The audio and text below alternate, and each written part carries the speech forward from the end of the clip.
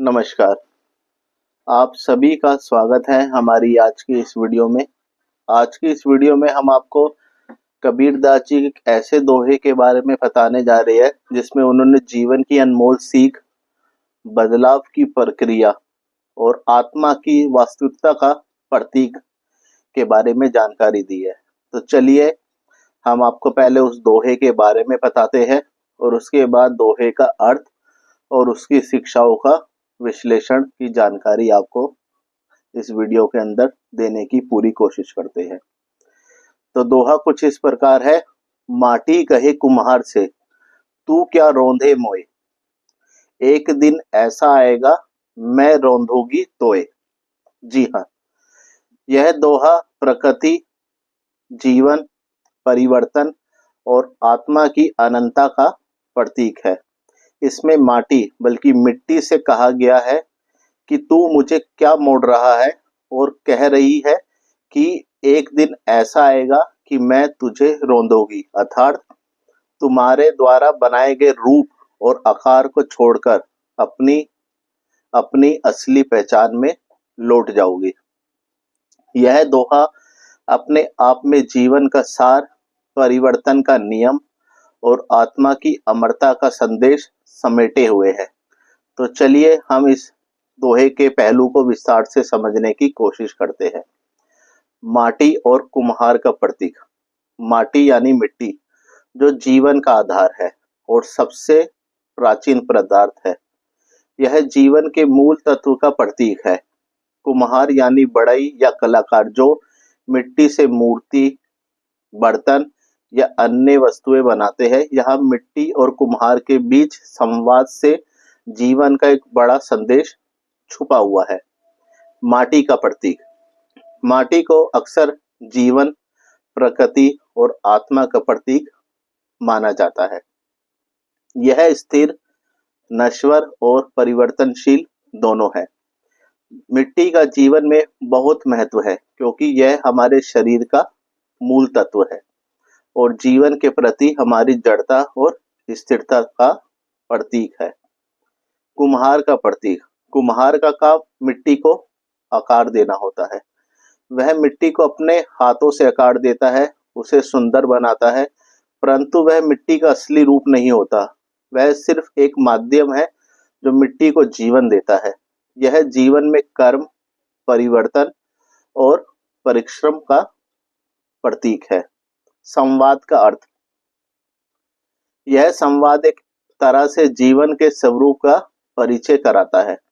माटी कह रही है कि तू मुझे क्यों मोड़ रहा है, यानी कि जीवन में जब हम अपनी असली पहचान, आत्मा या वास्तविकता को नहीं समझते, तब हम अपने आप को अपने कर्मों और बाहरी रूपों से बांध लेते हैं।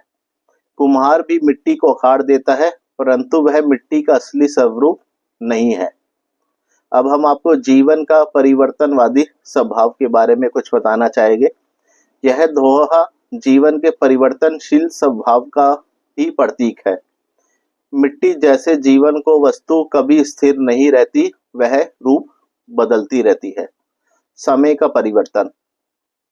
एक दिन ऐसा आएगा मैं रौंदूंगी तोए। यह वक्त का संकेत है। जीवन में हर चीज का अंत है, चाहे वह स्थिरता हो या अस्थिरता।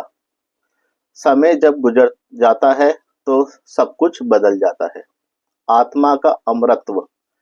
माटी कह रही है कि वह अपने रूप और आकार को छोड़कर अपनी असली पहचान में लौट जाएगी।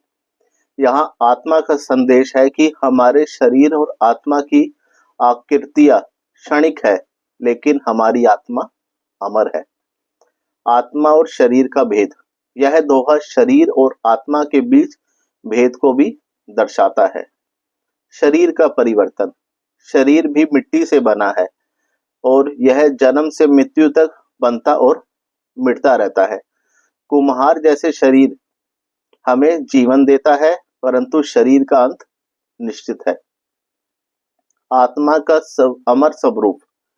माटी कह रही है कि एक दिन ऐसा आएगा कि मैं, बल्कि आत्मा, अपने पुराने रूप को छोड़कर अपने वास्तविक रूप में लौट जाओगी। यह संदेश आत्मा की अमरता और शरीर से ऊपर उसकी पहचान का है।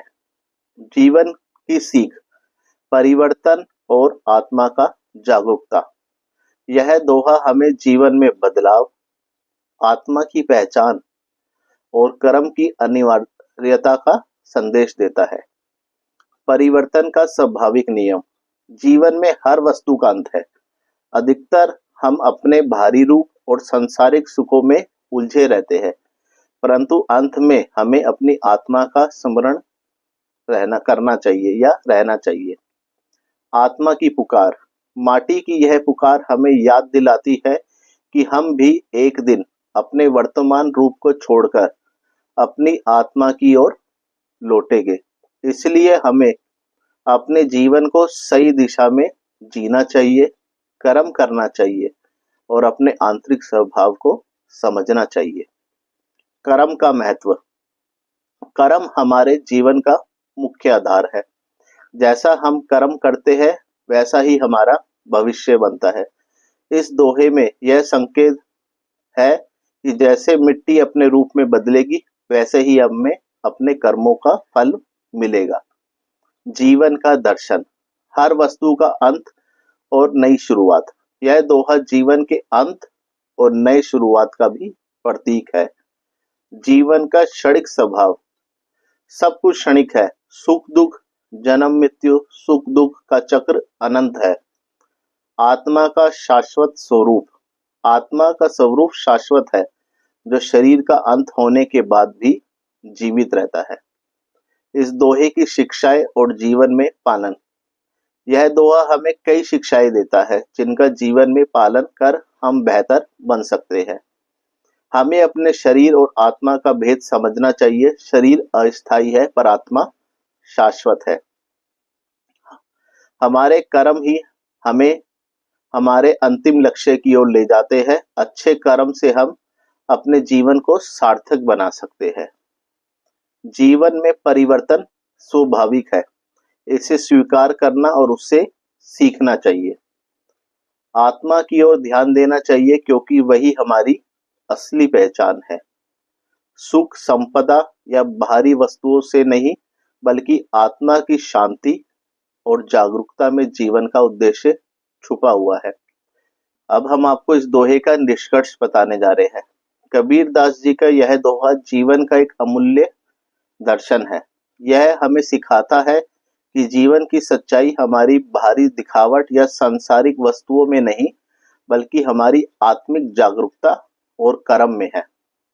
यह हमें यह भी याद दिलाता है कि अंततः हम सब अपने कर्मों और आत्मा के साथ अपने असली स्वरूप में लौटेंगे।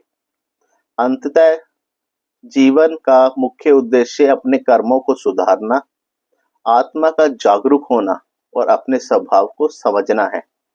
यह दोहा हमें यह भी प्रेरणा देता है कि हम अपने जीवन को भौतिकता और सांसारिक सुखों की बजाय आत्मिक उन्नति और जागरूकता की ओर लेकर जाए। तो संक्षेप में इस दोहे के जो हमें जो शिक्षा मिलती है वो है जीवन का मूल स्वभाव परिवर्तनशील है। शरीर और आत्मा का भेद समझना चाहिए। आत्मा शाश्वत है और शरीर क्षणिक। कर्म ही जीवन का आधार है। परिवर्तन स्वाभाविक है और इसे स्वीकार करना चाहिए। आत्मा की जागरूकता ही जीवन का अंतिम लक्ष्य है। तो इसी के साथ हमारी आज की जो वीडियो है यही समाप्त होती है। आपको ये दोहा कैसा लगा हमें जरूर बताइएगा उसका अर्थ, जैसे अब मैं आपको अपनी तरफ से जो जानकारी दी, और कहीं भी हमसे बोलने में शब्दों में कहीं गलती हुई हो तो हमें क्षमा कीजिएगा। धन्यवाद।